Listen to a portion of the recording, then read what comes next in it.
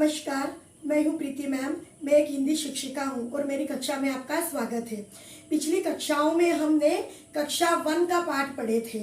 आज हम पढ़ेंगे कक्षा 2 का चैप्टर 1, हम हैं नन्हे वीर सिपाही। ये एक छोटी सी कविता है जो छोटे छोटे बच्चे सिपाही के बारे में बोल रहे हैं। तो चलिए पढ़ते हैं। हम हैं नन्हे वीर सिपाही। हम हैं नन्हे वीर सिपाही, नहीं किसी से डरते हैं, आगे बढ़ना काम हमारा, आगे बढ़ते रहते हैं।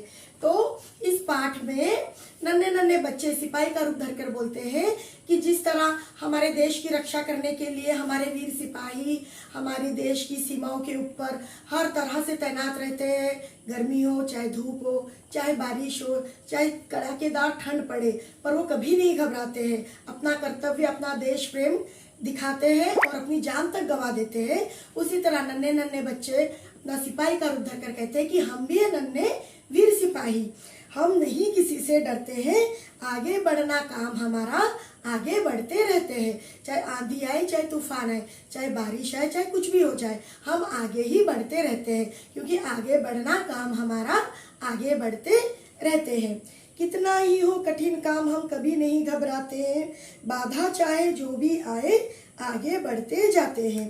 तो जिस तरह हमारी सेना कितनी भी बाधाएं है, दुश्मन चाहे कितना भी उन्हें घेर ले, पर वो उन्हें मारते काटते आगे ही बढ़ते जाते हैं अपने देश की रक्षा करने के लिए। उसी तरह जितनी भी बाधा आए वो कभी नहीं रुकते हैं और आगे ही बढ़ते जाते हैं और आगे बढ़ना उनका काम है।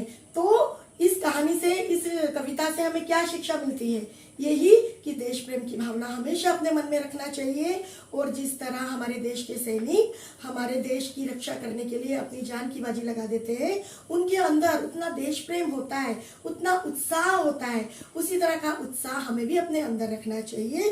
खास तौर से छोटे छोटे बच्चों को, उनके अंदर अगर बचपन से देश प्रेम की भावना होगी तो वो आगे बढ़कर जरूर हमारे देश के लिए कुछ करेंगे और वो भी अपनी जिंदगी में आगे ही बढ़ते रहेंगे। ठीक है बच्चों, अगर ये कविता आपको अच्छी लगी है तो प्लीज़ मुझे लाइक कीजिए, सब्सक्राइब कीजिए और बेल आइकन भी दबा दीजिए और शेयर भी कीजिए। ठीक है, और इस कविता को आप अच्छे से समझे हैं या नहीं, ये सब मुझे कमेंट करके ज़रूर बताइए। धन्यवाद। जय हिंद।